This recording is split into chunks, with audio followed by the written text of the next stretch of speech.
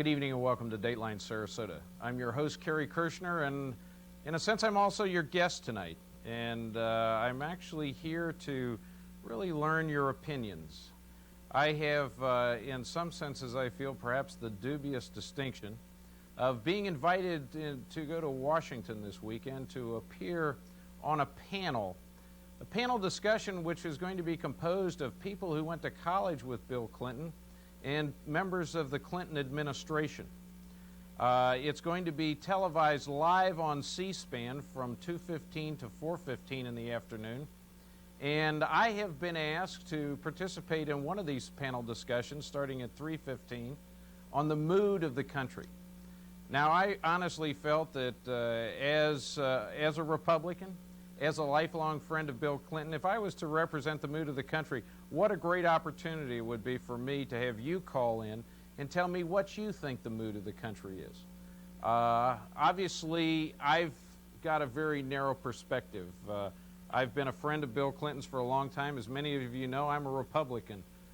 Bill Clinton said of me during the campaign when I went to Miami to help him, oh, that's Kerry Kirschner, my lone Republican friend. I don't really know what's the opinion with regards to what's going on in this country. We've had Air Force One, the famous haircut incident. We've had some other things that seem to me in proportion to have been blown out of perspective. I really think that this will be very entertaining on Saturday because what this symposium is going to include is issues in 4 areas. First, on health care reform. And included in that panel is Ira Magaziner, who is the advisor to the president on health care. On the economy, there's going to be Roger Altman, who is the deputy secretary of the Treasury, along with Leo Higdon, who is the vice chairman of Solomon Brothers, and Phil Marino, the president of Quaker Oats. I'll be on a panel along with Ann DeVroy, who's a Washington correspondent for the Washington Post. And the final panel is going to be made up of Madeleine Albright, the U.S. ambassador to the UN, Mark Johnson, the U.S. ambassador to Senegal, Michael Matrenko, the U.S. ambassador to Tel Aviv, and Russell Sveda, who is in the State Department. What I would like to do is start off and give you a little background of my involvement with Bill Clinton. We've always alluded to it on this program. Bill and I were classmates in the class of '68 at Georgetown University. This symposium, by the way, is set up to coincide with our 25th anniversary reunion, if you will. Bill, despite all the press and the publicity, at least while he was at Georgetown, certainly was not a left-wing radical. He was not out on the streets demonstrating. Bill, for the most part, spent most of his time when he wasn't on campus as under patronage with Senator Fulbright in Fulbright's office. Obviously an excellent student, he became a Rhodes Scholar. I, in fact, wrote an article that appeared during the campaign that it seemed to indicate that Bill somehow was a draft dodger. I had known Bill quite well, especially during my senior year, and we'd have a number of discussions. There were a lot of people that weren't actively interested in joining the military and serving in Vietnam. But Bill's attitude was like most of us. We knew that the lottery was going to be coming up in 1969. Most of us were trying to hopefully be able to get through to that period of time when our lottery number would come up and hopefully we would not be in the draft. Of course, in the interim, there was the information that Bill had actually agreed to go to the University of Arkansas to the law school, where in fact he'd sign up into ROTC. And yet he had wanted to take this Rhodes Scholarship, end up doing it, got the high draft number, and ended up not going into the military. Seemed to me, especially having known Bill, to be much ado about nothing. His term, I'd followed his term of office in Arkansas. Very interesting career and very much to the center. The painting of Bill Clinton as the left-wing radical that seems to be very popular in the conservative press, particularly people like Rush Limbaugh. What he did in Arkansas certainly was not indicative of that. I think Bill Clinton is a kind of politician who does not like to sit in office and be a caretaker. Bill likes to be an initiator. One of the things he did was he was the first governor in the United States who required teacher competency testing for school teachers. In addition, Bill also had a program requiring welfare recipients before receiving welfare. If they had children at home, they had to complete some sort of schooling of these children in a preschool fashion in order to receive welfare payments so that they would be prepared to enter school. He headed up a centrist coalition of Democrats nationally and served a couple of terms as the head of the National Governors Conference and did extensive work on education. In my time as mayor of Sarasota and dealing with the Reagan administration, he, as a Democrat, was looked at very favorably by Republicans.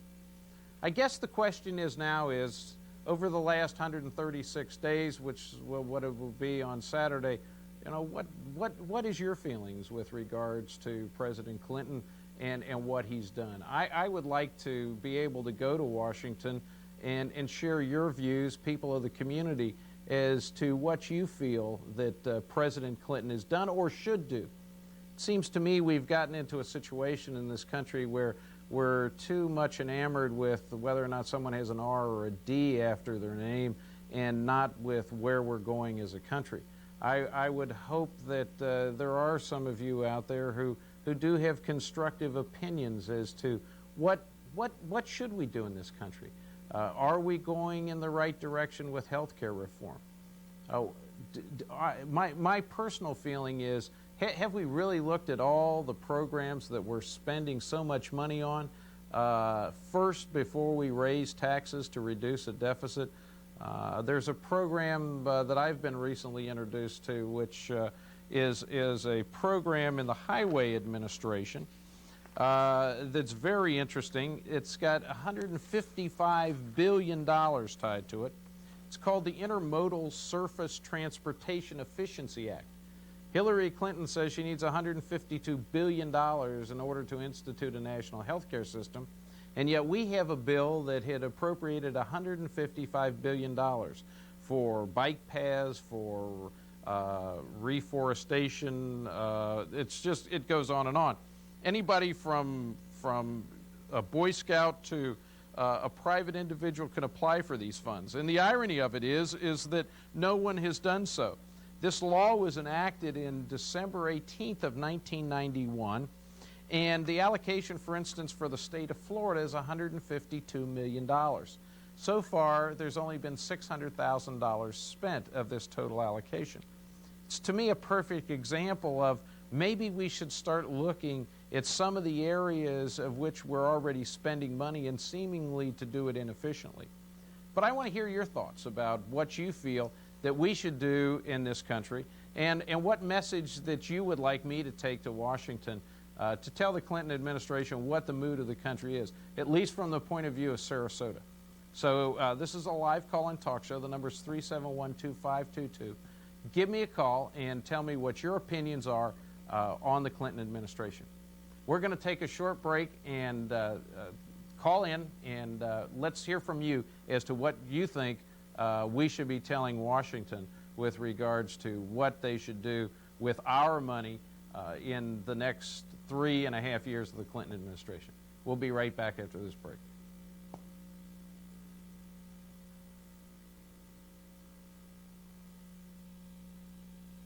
Are there any phone calls?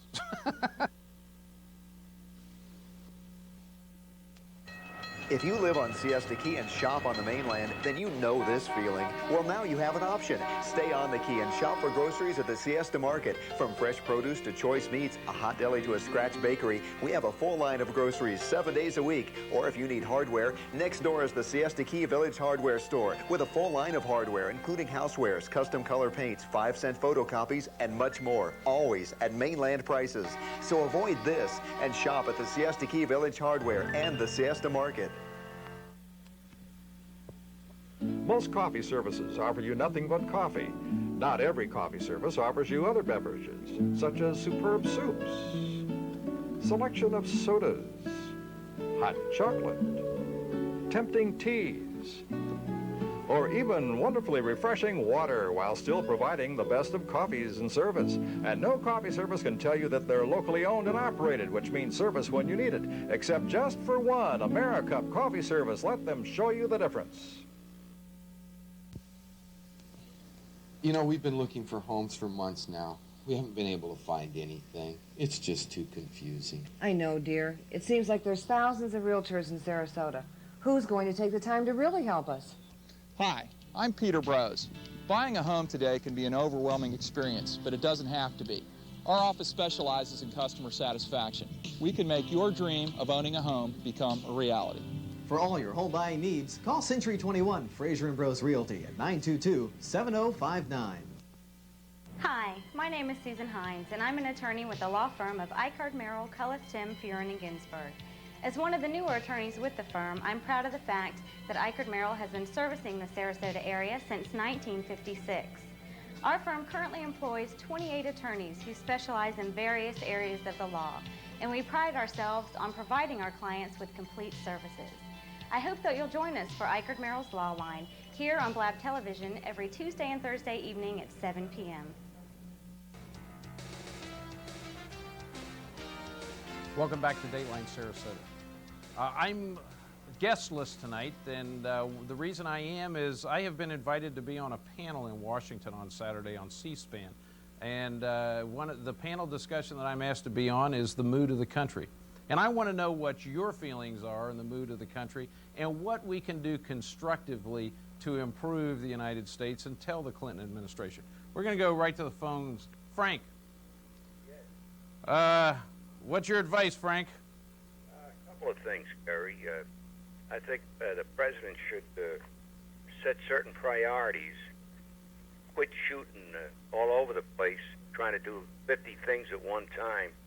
For example, I think he's gotten too involved in these tax increases. He should try everything possible to cut the budget as much as possible. And if they have to have any taxes by the time they get through cutting, let's raise tax on gasoline maybe 50 cents a gallon for everybody who has an income at a certain level, say $50,000 a year. Between 40 and 50, maybe they 25 cents. And below that, we might even exempt everybody. How are we going to... My wife and I spent a considerable time of the year in France. And last year when we were there, the tax was somewhere over $4 a gallon. They don't seem to complain. And they don't make nearly the wages that the people make here. Okay. One of the questions that someone had suggested to me was I've been talking to everybody trying to, again, set what the priorities are here, has been whether or not there has been an assessment of the spending programs that are already in existence and what kind of bang for our buck are we getting. Mm-hmm. In your suggestion for a gas tax, how would we control whether or not someone is paying a gas tax making $50,000 a year? What that would be through the income tax? Right. In other words, everybody could be given a card based on their tax return for 1992 or 93, depending on when the tax goes into this tax increase goes into effect. So the gas tax would be imposed upon income levels as opposed to consumption. And then we could he could even handle it as a tax credit for the lower income people. Okay. Okay, and another thing, I think he should get off this kick of his, again, shooting at random all over the place. He started off with the gays in the military, and then he's appointed several lesbians and homosexuals into his cabinet in high-ranking positions. The United States as a whole, the majority of people don't like this. I think, he's attempting to be a populist president, but a populist president should be doing what the will of the people dictate, not what he and his wife think is best for the country. I think, personally, they're a couple of flower children.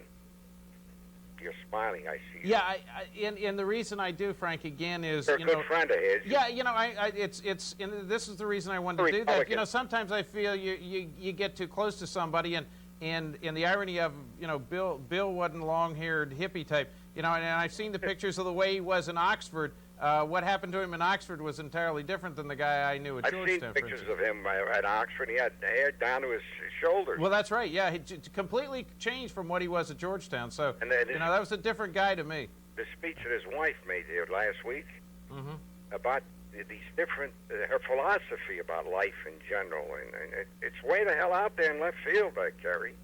Yep. Okay. Okay. I think I'm a Republican. I'm sure you agree. Well, I'm not as cynical as Rush Limbaugh that thinks that this country is being held hostage, but I'm also concerned that if you read Bill's platform statement when he ran, Yes, it was I did. putting people first. There were a lot of programs that made sense, that welfare wasn't to be a permanent entitlement. A lot of things that really, sounded good to me. And again, I haven't been Bill's best friend, but I've been in communication with him. And there's some things that I'm concerned about too. And I think you certainly hit on them. And setting priorities is definitely one of them. Well, I watch Rush Limbaugh quite a bit. My wife and I watch him quite a bit. Sure, he goes overboard, and particularly this hostage bit. But if you listen to him very closely, and all he is really saying is all of the things that President Clinton was saying during the campaign, and it's as if he never uttered these promises that he made. He does a complete about-face. Well, that's the thing. People have lost confidence in it. Well, I guess we've gotten so cynical, Frank. I don't think the word cynical is the appropriate word. I think it's a matter of semantics. I think it's that people have lost confidence in him as a leader who said he was going to do a bunch of things, and he gets into office and he proceeds to do the complete opposite. Okay. Well, let's see if he listens and see if the leopard turns his spots. Well, I think by him appointing Dave Gergen, it's a sign that he's maybe finally getting the message. Right. Thanks a lot. Okay. Thank you, Frank. Enjoyed talking to you. Okay. Thanks. Bye. Tom. Yeah. Hi. How you doing? How you doing? Oh, real good. First of all, thank you very much for taking my call. I have met you in person, and I have to say that I don't think the president could have picked a finer representative of the Sarasota area to go and try to help him to interface with some of the problems we're having in the country. Well, thank you, Tom. I just happened to be at the right place at the right time. I happened to be in college with him. Yeah. Well, you mentioned something about being a Republican, and your question was what is with the mood of the city and what is the mood of the country. A good part of what's going on in the country right now is there's a lot of flag waving. There's a lot of I'm a Republican, you're a Democrat, I'm a liberal, I'm a conservative. The last election was a brutal display of the media of all different types of name calling and trying to pigeonhole people. I think that people basically during the election sent a mandate that they did want change. I think they were unsatisfied with whatever the administration was, whatever color code it was wearing.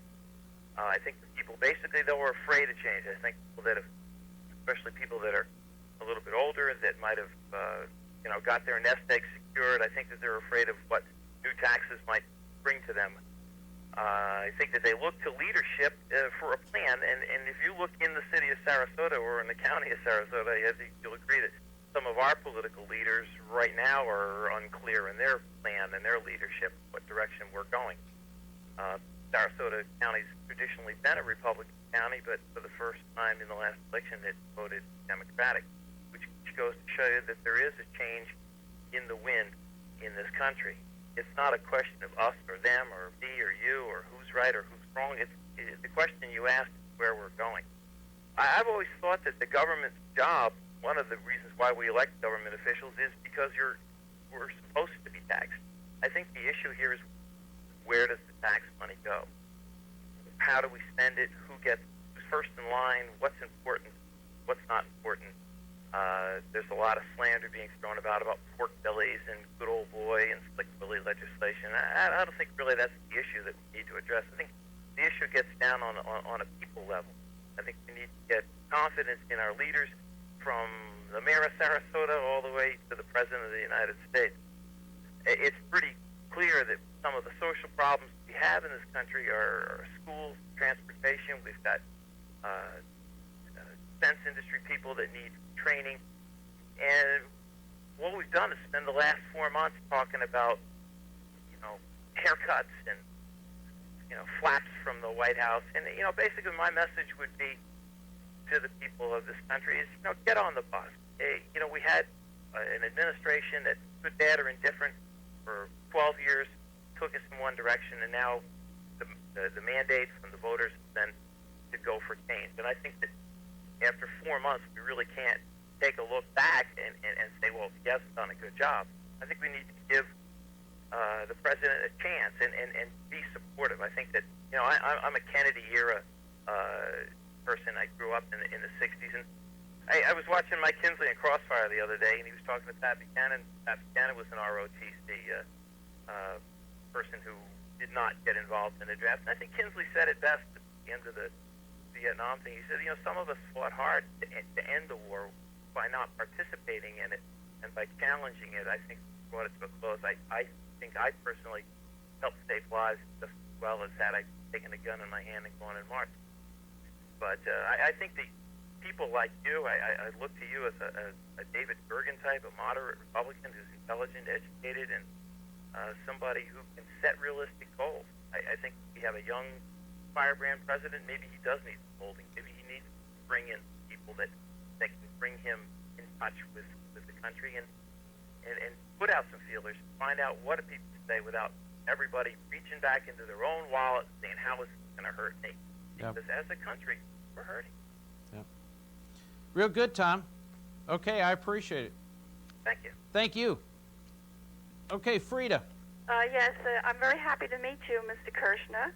I heard so much about you, but what I would like you to go back to Mr. Clinton about is creating jobs, because we need, there are a lot of people who are still unemployed, and we have to get people back to work. Another important thing that I feel is important. Let me ask you before you go on to another subject, Frida.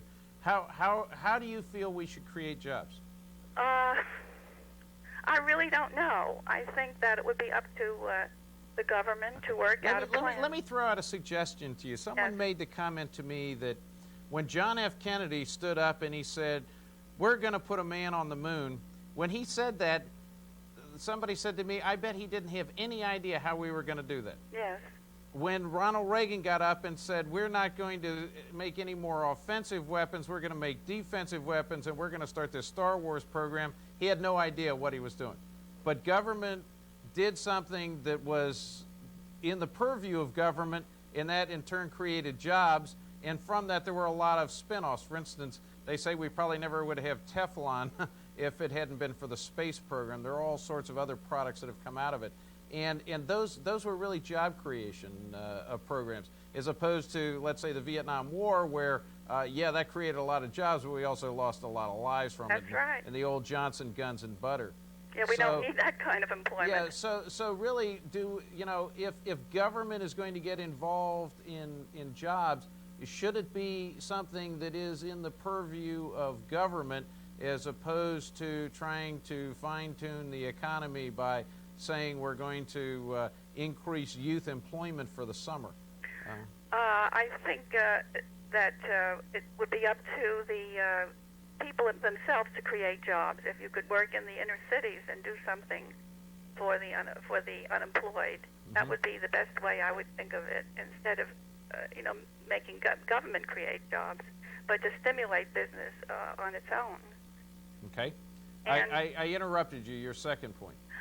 Well, I'm concerned about health care, and that there's so many people that are not covered by health insurance, and I feel that this is very important.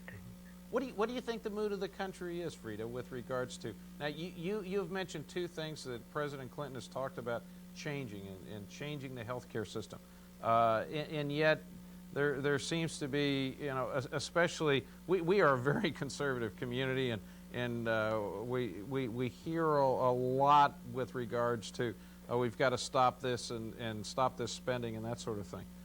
Do you feel that's the case, or do you think the country as a whole is willing to move forward with bold changes like a national health care program? Yes, I do. I think if it were presented properly, that people would want to listen to it and to work it out, because doesn't help our economy to have people unemployed.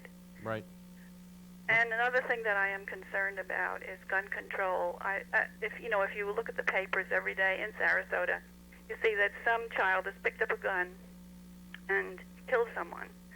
And this happens every day in the newspaper. It disturbs me terribly that their guns. Almost every home has a gun. And in our family, we never had guns, and we never had any crime, and we're not fearful of our neighbors. Right. But there are people who go about thinking that there's a criminal in every corner.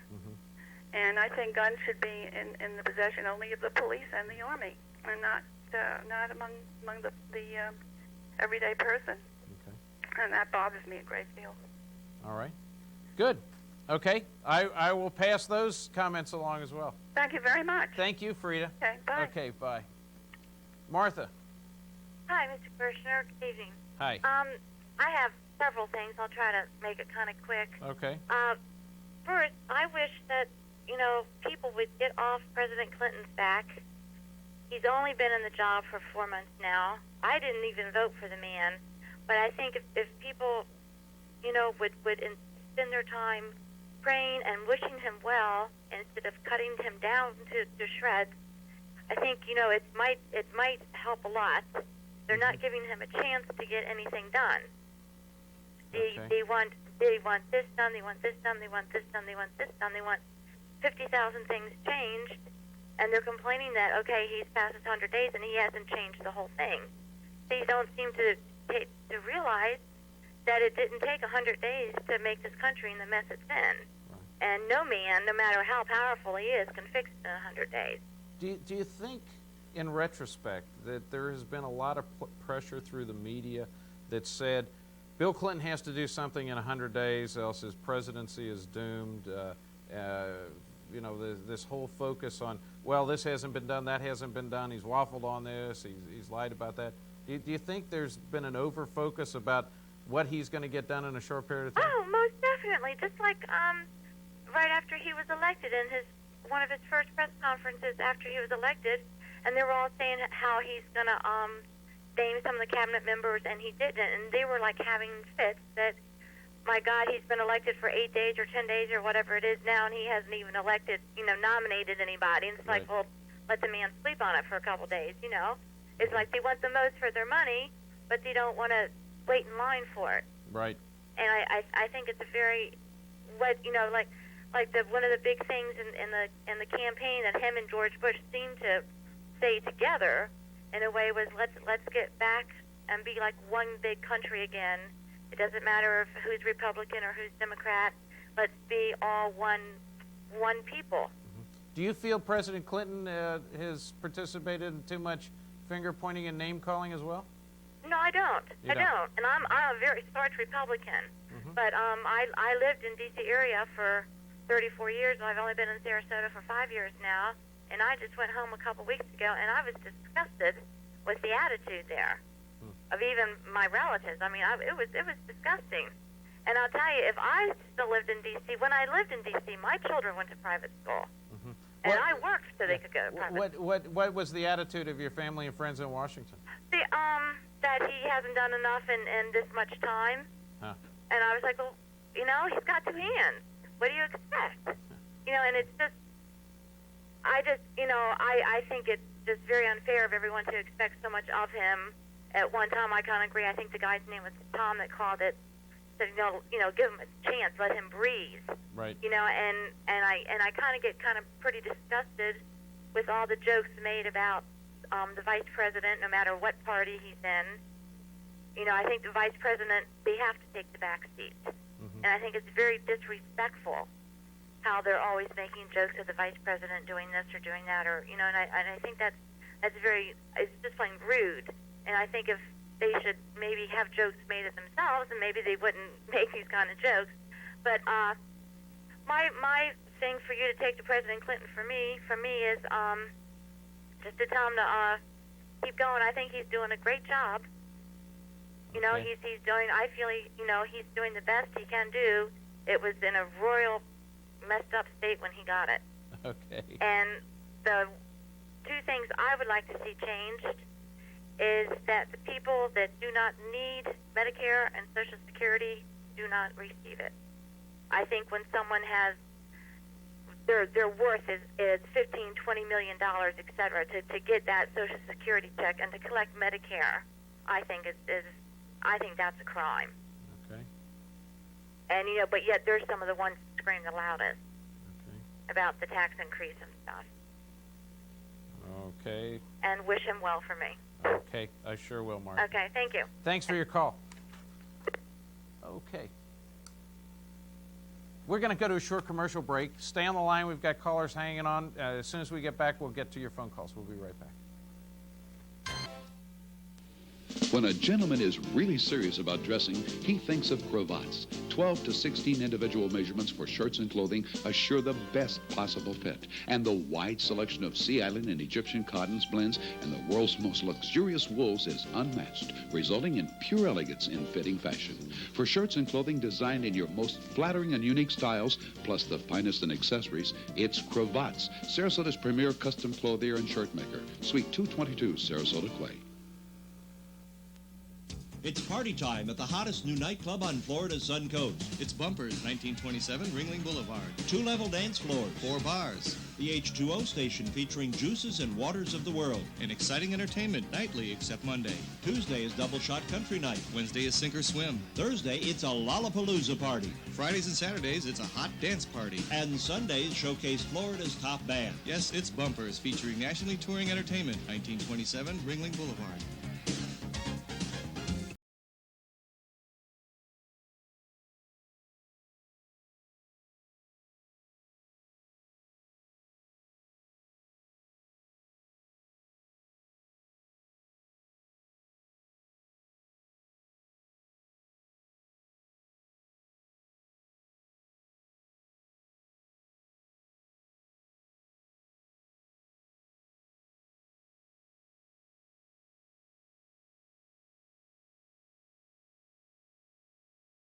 It probably accounts for more sleepless nights than most of us would care to admit. But whether you're planning for your family's protection, to provide for your children's college education, or to secure a comfortable retirement for yourself and your loved one, I can help. Together, we'll set realistic goals and objectives and develop a written plan to help us keep on track. Both now and in the future, John Hancock Financial Services. Welcome back to Dateline Sarasota. I've been invited to appear on a symposium in Washington on the mood of the country, and I want your views to take to Washington on what the mood of the country is. We're going to go to the phone. Hagen? Hi. How you doing? Good. What you want me to tell the president, Hagen? Well, I think people should just get off Bill Clinton's back. Okay. Because, I mean, if I was his advisor, it's kind of just like pitching. Throw a ball, people get all over you, but if you throw a strike, everybody's for you. Okay. What was that again? Throw a ball? Everybody's on your back. Uh-huh. But if you throw a strike, everybody's going for you. That's a great analogy, Hagen. Thanks. Okay. Anything else? No. Okay. Okay. Thanks a lot. Bye. Bye. That's some very thoughtful advice from a young man. David. Good evening. Okay. I guess the first thing I would like to have the president realize is that he did not get elected by popular vote, and that a lot of the people who did vote for him were not really voting for him as much as they were voting against Bush. Secondly, I'd like to see him be more focused. I'd like him to see him pick out a couple of things that I think everybody in the country agrees on. For example, reducing the deficit and doing something about medical care in this country. And, resolve to solve those issues in a manner that doesn't appear partisan, or a manner that doesn't appear to appease special interest groups, or in a manner that doesn't appear to be trying to get reelected. To do what he thinks is best to solve those problems. And I think if he solves those, that the rest will follow. Let me ask you a question, Dave. One of the things that bothers me about this whole Congress is the fact that when you talk to a congressman individually, he says, you know, I'm not Republican, I'm not Democrat, I'm for the country, and yet when they get up there, be it the senators from Oklahoma, the guy who's trying to protect mohair subsidies on sheep ranches in Montana, whatever it is, they play all these little games. What does the president have to do to convince the American public and get the support of the Congress for bipartisan issues? Because I think you're right. We have talked for years and years about the problem in health care. It just didn't start to increase yesterday. And yet before we've even seen a program, we're already in the camp, oh, he's going to spend too much money, he's not going to let you go to the right doctor, whatever it is. How do we let the president say, hey, this is a bipartisan issue? How do we do that in this country? Well, you know, it appears to me that the biggest problem in overcoming most of the obstacles in achieving our goals is the special interest group. And I think in some cases, I think it was mentioned earlier something, for example, about a gasoline tax, okay? Well, straight away you have people in states that have petroleum that are afraid that people, if they tax gasoline, are going to drive less, and therefore Exxon's going to make less money, or whoever. Well, so maybe you address that issue and you say, okay, you're a special interest group, you don't want us to tax gasoline, let's tax gasoline, and let's give you 2 cents out of the tax in terms of a tax break so that you don't have less profits, and let's get on about the business of resolving the deficit. Let's go ahead and address your problems as well. But instead, all we hear is this flack that so-and-so doesn't want to tax, but there's no solution offered to try to solve their problems as well. You know, there may well be a compromise. Yeah. Do you feel that we as a country and as a Congress, from what you've read and what you know, have really looked at the way we're spending money now? And do you feel we should go with a tax package first, or do you feel we've looked at all the programs where we can cut back thoroughly? I don't think anybody who's being honest thinks that we've looked at everywhere that we can reasonably cut back. I think that's ludicrous. I think the big problem is, most people will agree, is the number of special interest groups, the pork barrel legislation, all that kind of stuff. And rather than be stifled with those people, I think we ought to deal with them. And in some cases, if that involves giving them tax breaks that someone may not feel they should get, you know, the objective is to get the job done. And right. If we all stand around arguing about how we're going to get it done and end up doing nothing, you know, that's obviously not a benefit. The last thing I did want to point out in terms of taxes, though, is that, you know, I never hear anybody talking about taxing in a way that the average person can budget around, the average a tax that people can deal with. For example, like I said, it was brought up earlier, a gasoline tax. You know, that's a tax that if people are reasonable and thoughtful and really think about it, that most people can deal with. You can reduce how much you drive. You can use some public transportation. You can carpool. There are things that you can do to budget and deal with the gasoline tax. You can buy a car maybe that burns less gasoline. You ride your bicycle. You can ride a motorcycle. You can walk. You know, again, like I said, it's a tax that you can deal with, and I'm sure there are other taxes that, you know, that's what these guys do for a living. You know, is my understanding. They're supposed to be, you know, experts in politics, experts in government. They should know how to run the government. They should know how to tax and give us taxes that we can learn to budget around. Instead of, you know, having people caught completely off guard, saying, "Oh my God, here's an extra $3,000 I got to pay at the end of the year. Where is it going to come from?" Right. Right. Okay. So you like a, if you will, a pay-as-you-go type of tax, huh? Any kind of tax that you can learn to budget with. Okay.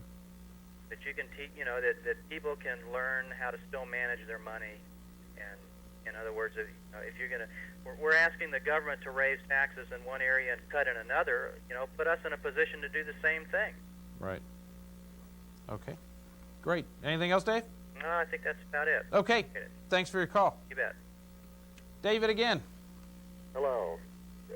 Seems to me that the main reason that Clinton was elected president was over jobs and the economy. And he wanted to add at least another 500,000 workers each year on and above what we've been adding. And on the other side of that, it appears that there are approximately 3 million immigrants coming into the country every single year. At least half of them are illegal, entering into Florida and California. For instance, the Wall Street Journal reported about the Dominicans coming in by the thousands. They just boat over to Puerto Rico, and from Puerto Rico they just catch a plane in and are received without any immigration checks or anything. They're free to come in. Uh-huh.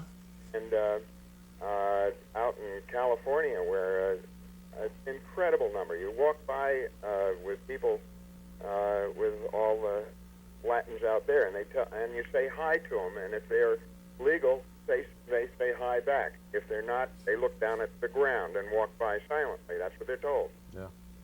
Well, David, what do you suggest we do about this? Well, what I suggest is that if he's spending so much on the armed service and so on, and has 200,000 troops and their families in Germany, and another nearly 40,000 in Korea, a powerful country that doesn't need a single person over there. I know one person over there who loves it there. It's the greatest golf club he's ever lived at, and it was in Korea. Bring them home and put them to work in much more diligent patrolling of the immigration, and also stop by presidential edict this ability that's been passed all over the world that you come in and claim that you're one of these people who are asking for political asylum, and you just use the words political asylum, and you're in. Right. And so it seems to me that should be abolished almost immediately, and it could be done by presidential edict. And also, the population of the world. I think that the last 12 years, nothing was said about it, but I think the president must speak out more clearly to the entire world that the population is, and the explosion in population is causing insurrection, war, and all these troubles that we're having all over the world, and historically too, can be traced to one problem, and that is overpopulation. Mexico, the population doubling in less than 18 years at the rate of that. Ethiopia, of all the starving places, the population is doubling every 17 years. And Ethiopia, hard to conceive that it could possibly be. How can they do it when they're doing it? In fact. And so with our world increasing a net increase of 250,000 people a day, the population of Connecticut is added every 8 days to the world, that we've got to speak out about this and do an awful lot in trying to control that. And if we can do those things, I think we could divert the armed services to other things. And certainly I, for one, felt that Clinton was going to do an awful lot toward reducing the military an awful lot faster than he is right now. Okay. I'm a Republican. Okay. Great, David. Thanks for your comments. Thank you. Okay. Jim. Yes, I think I have an answer for you. You know, you were talking about how do you create jobs. I think it's rather, in my opinion, pretty simple that most industries are eliminating jobs because computers and computer-operated machinery can do the jobs quicker, more efficiently than people. The only industry that I know of that doesn't do that is the building industry. And I see the country giving away billions of dollars to other countries every year, and yet they don't take the time to build homes for their own people. I mean, you can create jobs, which even if you give it an interest-free loan, I mean, think of the taxes that are generated. Number one, from the building, you know, the property taxes. You've got the each employer has to pay taxes on their employees. Your employees are paying taxes. You're generating enough tax revenue that I believe that would pay for the program. I mean, it might take 4 or 5 years to really build adequate housing, but I really think you would see a return on that money, and plus you would do away with a lot of unemployment, and that's about the only industry that I can think of that actually would create enough jobs to be sufficient. And what better purpose than housing? I mean, for the homeless or low income or whatever. I mean, they have programs available, but they're very hard to get into. And I really think that the building is what really brings us out of all economic slumps. Mm-hmm. And also, I believe there was a building program after the Great Depression, which is one of the things that helped start us back up. And I really think it would be a good program to really look at. And also, when you talk about waste, I really have to believe there's so many programs that are just outdated, that there's no longer needed. Like for the power, they had grants from the government for creating power lines and stuff like that. Now most of the country has power lines, but you can apply for these grants and get them for almost anything, Mm-hmm. And I really think that they should run it like a family business. I mean, let's look at what we're spending, where we're spending it, what's needed and what isn't. If there's a good program, go for it. If it's a outdated program, then scrap it. I mean, I really think that people have to look hard. I know there's special interests, but you really just have to look at each thing, irregardless of who it benefits and who it doesn't. I really think you have to look for the people. And like I said, the American people are what it's all about. And if the government turned more to a family business, and I think that people would gather back around the government. And I mean, I really believe you can have a return on that money. Mm-hmm. And like I said, if the government created houses, they can hold the mortgage or whatever until it's paid off. So they have something tangible that they can actually, foreclose on or whatever, But I cannot see any other way to create jobs. I mean, I just see that as time goes on, you're going to have less and less jobs and more people. So what do? Pay for their housing? You pay for it free, or you let them pay for it themselves and give them a job. Right. I mean, it just seems practical to me. So Okay. I just had to say that. Good point, Jim. Okay, well, thank you. Okay, thank you. Okay. John, Kerry, how you doing? I'm doing all right, buddy. How are you? Good. My hotline just let me know that you're going to the federal bureaucracy in Washington. Yes. What are you going to do? Sell oranges? Pardon me? Sell oranges up there?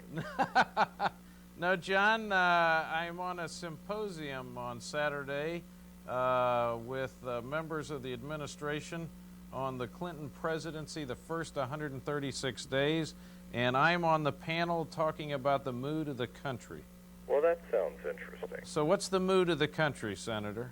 Well, I would say that it now ought to be disappointed because my grapevine wasn't accurate. I had heard, my grapevine told me you were going to go up there professionally. Professionally? Yeah. No. You're just going to go up and be a volunteer for a while. Well, no, this is just a one-day symposium. Well, then you can bring the message from the heartland. Okay. The southern heartland. Okay, and what is that? Once again, Kerry, they have got to find a way to cut the bureaucracy and cut the spending far in excess of the amount of taxes that they're going to raise.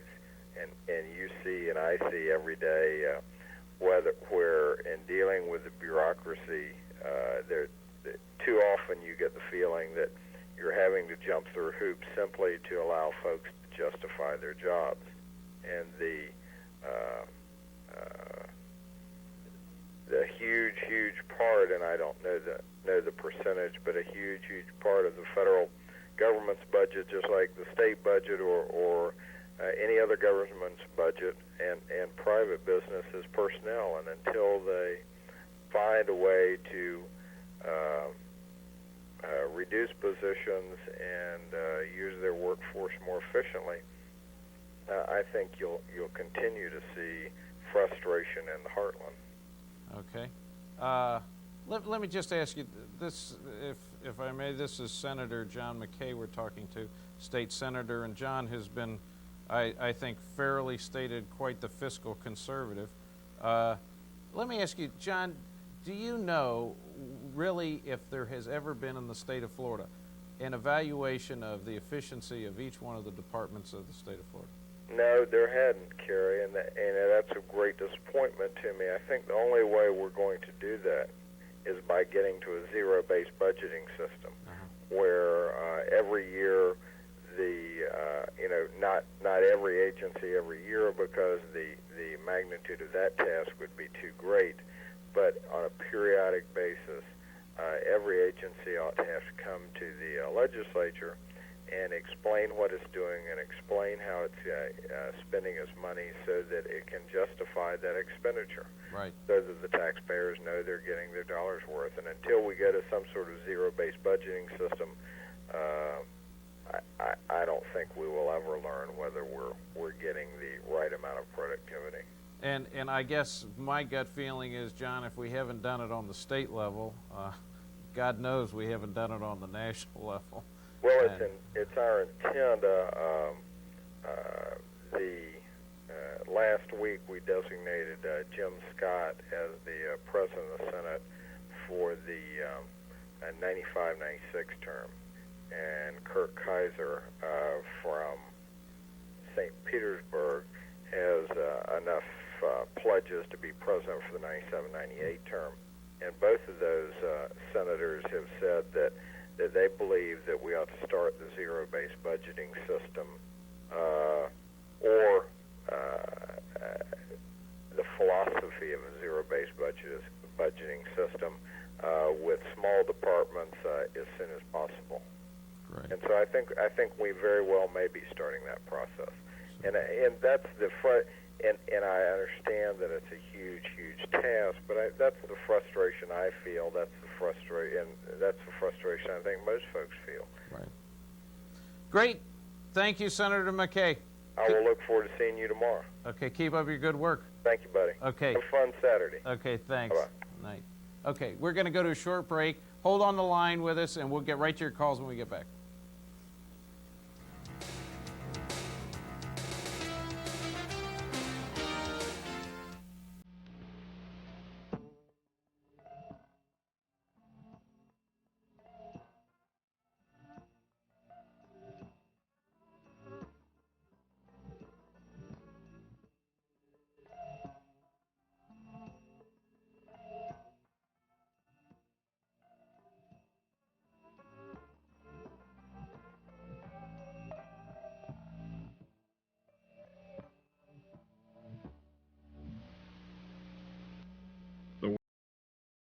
Sand Beach is right here in Sarasota on Siesta Key. Come, spend a relaxing week away from the phone at Sarasota Surf and Racket Club. It's a world of luxury just for you. Whether you stay in a high-rise tower or one of our pleasantly planned condo apartments, you'll always have a magnificent view of the Gulf of Mexico at Sarasota Surf and Racket Club. Call now to reserve your week away close to home. 349-2200. SpecTech, one of America's foremost commercial building restoration and waterproofing contractors, is located right in Bradenton. SpecTech has the expertise to protect your building from the ravages of the elements, water, wind, ultraviolet rays, and contaminants. Restoring and protecting condominiums is our specialty. If you have a beautiful building, isn't it worth keeping beautiful? For the very best in concrete restoration and waterproofing, SpecTech, helping buildings stay dry since 1971. 1-800-222-9533. Hello, everyone. I'm Chris Caswell, an attorney with Icard Merrill, Cullis, Tim Fearon, and Ginsburg. We host Law Line, which is a live call-in show that you can see on Store or Cable Channel 4 every Tuesday and Thursday at 7 p.m. Over the past 4 years, we have had over 2,000 callers call us about legal issues and topics of interest to the community. They enjoy the opportunity to talk to our community leader guests and also appreciate the opportunity to talk to the lawyers on our show. So why don't you join the over 1,000 viewers who have called us and watch Icard Merrill's Law Line.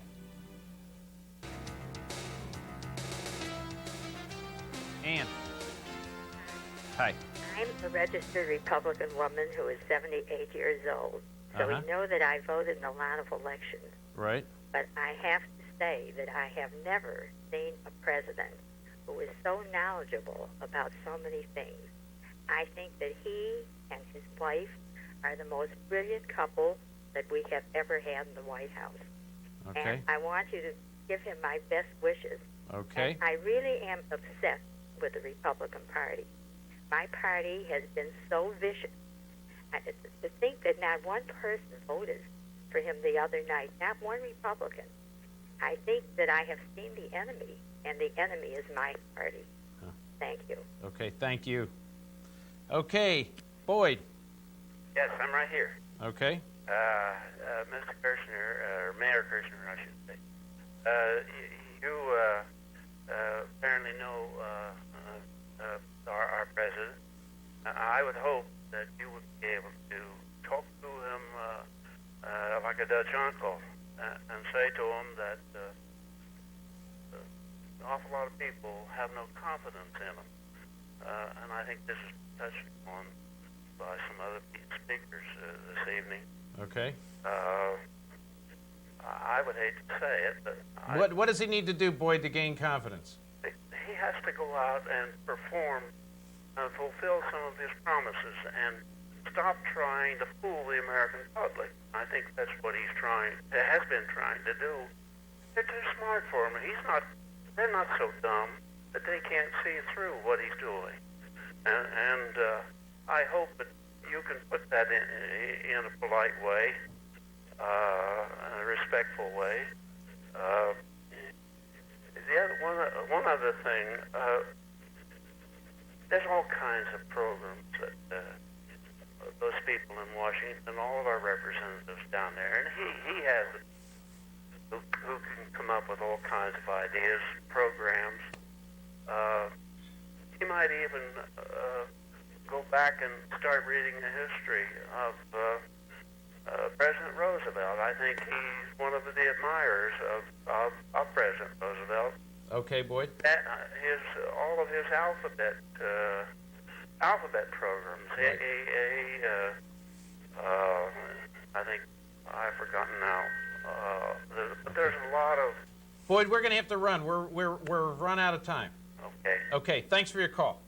Okay. For those of you hanging on, I'd like to talk to you, so stay on the lines and watch on C-SPAN on Saturday from 2:15 to 4 o'clock when we have this symposium on the Clinton presidency, the first 136 days. I think you're going to find it interesting, and hopefully we'll really learn a lot. So until next Tuesday night, have a good week, and stay tuned again to C-SPAN on Saturday afternoon, 2:15 to 4:15. Good night. Have a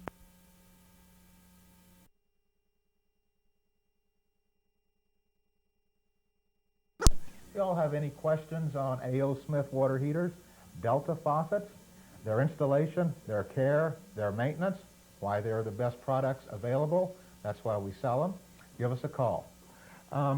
Margie, do you have something else that you'd like to talk about tonight? I had a couple of things that I wanted to talk about. One thing, obviously we have people calling up to win the items that we're giving away. We found that out with the Rimjet, which we were very successful with and very happy to be able to offer that product. But I do have just a little teaser here. The next two people who call up to register for the flood alert and you have a question, we'll also give you this little toothbrush. It's a shower floss, connects them on the shower head between the shower arm and the shower head. For those of you who like to floss your teeth in the shower, I think it could be very handy. So come on, who wants to win this? Okay, we have one up right now. Hi, John. How are you tonight? Doing fine, Chuck. First time I've had a chance to see your program. Good. As you might know by my voice. Well, John, you need to stop by and pick up one of your shower flossers here. You've just won one. No, you save it for somebody else, Chuck. Okay, all right. I'm a member of the same Plumbers Association you are. Oh, come on, John. I know who you are. Yeah, but anyway, I just want to congratulate you on a very nice show you're running there, and I hope it's informative to the public. Okay, well, thank you. Have you also let the public be aware of the pitfalls of the unlicensed contractors that are around town that people think they're getting a bargain from? Well, thank you very much for calling. Contractor like PACC contractors is the only way to go, and I think you know that. Agree with you 100%. Congratulations on your program. Have a good evening. Thanks. Goodbye. That was a nice call. Yeah. Yeah. Not as expected. Huh? We've only got a few more minutes on the show, so before we have our drawing for the flood alert, I want to be sure and remind you about our two specials. That is our Rim Jet Instant Bidet through the end of the month, $89.95 for a savings of $30. Or if you mention Blab TV on the installation of any water heater, you'll get $25 off. It's a real easy way to save. Hey, Marge, do you want to give away that drawing there, that flood alert? I'll hold that this. flood alert. If Margie will get the thing, shake them all up. Shake them up, shake them up. Maybe Philip will win. Who can tell? You think so? Well, we just don't know. Oh, let's see. Mrs. Young. Mrs. Young? Mrs. E. Young. Congratulations, Mrs. Venice Young. number, Mrs. Young from Venice. You've won the flood alert. We'll be giving you a call in the morning. I want to thank everybody for tuning in tonight. Be sure and watch us again. Thanks for coming to the Standard Plumbing Show. Good night. Good night.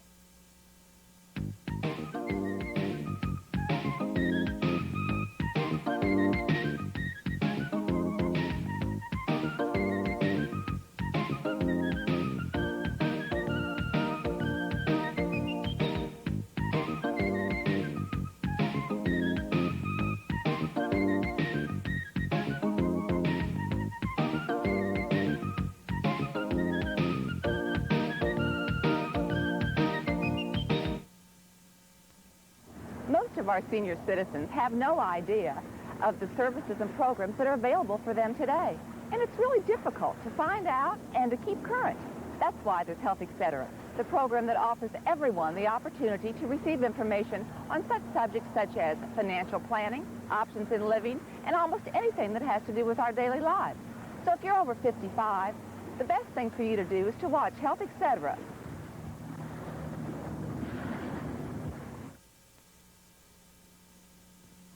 Hi, I'm Jim Studebaker. And I'm Anne-Marie Brose. Shopping for a home? Or perhaps you're thinking of selling your current house. You'll get all the answers when you watch Real Estate Live. We've got the latest and greatest deals. In ranches, Condominiums, the links, waterfront, pristine estates. and something a little more affordable. Remember our motto, we don't just show you houses. We show you how to buy the home of your dreams. Watch Real Estate Live this Monday night at 7 on Channel 4 Blab TV. I'm Mark Ginsberg, and I'm a lawyer with the law firm of Eichert, Merrill, Cullis, Tim, Fuhren, and Ginsberg here in Sarasota. For the past 4 years, Eichert Merrill has presented to you, as a public service, a live call-in talk show called Law Line. Eichert Merrill has 27 lawyers who specialize in almost all areas of law. So if you'd like to talk to an attorney at no charge live on the air about a legal topic, watch Law Line on Tuesday and Thursday night at 7 p.m. on Blab TV, Channel 4, and give us a call.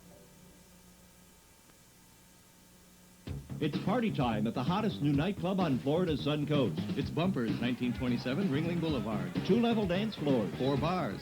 The H2O station featuring juices and waters of the world. And exciting entertainment nightly except Monday. Tuesday is Double Shot Country Night. Wednesday is Sink or Swim. Thursday, it's a Lollapalooza party. Fridays and Saturdays, it's a hot dance party. And Sundays showcase Florida's top band. Yes, it's Bumpers, featuring nationally touring entertainment. 1927 Ringling Boulevard. Medical equipment is an important purchase. Quality is a necessity, but value is also a concern. With over 20 years in Sarasota, Florida Surgical Supply can provide all of your medical needs at affordable prices. From ostomy supplies, medical surgical fitting, to a complete supply of wheelchairs and hospital equipment, Florida Surgical Supply can accommodate all of your medical needs. For the lowest prices and the largest selection, call Florida Surgical Supply.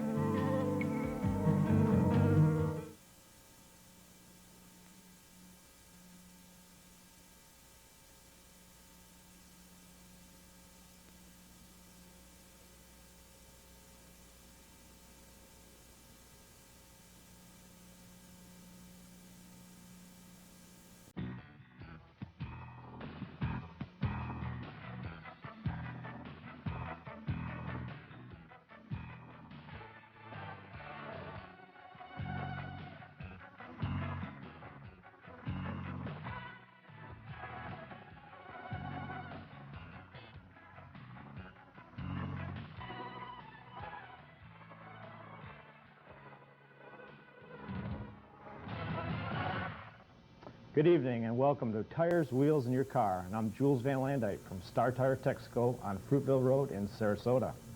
And I'm Jim Cartiel from Hubcap and Wheels, Sarasota at 3821 Clark Road, just a little bit east of Geneva. Another edition of Tires, Wheels, and Your Car. That's it. Got Memorial Weekend coming up. We a lot do. of exciting we things do. going on. Indy 500. Yeah. I bet you the winner of it will have a certain tire on their vehicle. I'm sure it will. But this is going to be my last show for the summer. Jules is going to be taking over with Jerry. I slow down a whole lot during the summer, and I do a lot of national wholesale out of state, which is my job with the company. And I also have some remodeling and things of that sort going on. So you'll probably see me back in the fall, and I'm going to be still a sponsor, an occasional guest here with Jules. So you will still be seeing my lovely face. That's right. That's and it. we will get some hubcap questions, I'm sure. And I'm sure we will. I'm sure we will. Continue to use your name on the screen there and a phone number to call Jim up. There you go. Yeah. And as always, for anyone who comes in wanting wheels or wheel covers, I'll be sending them to Jules.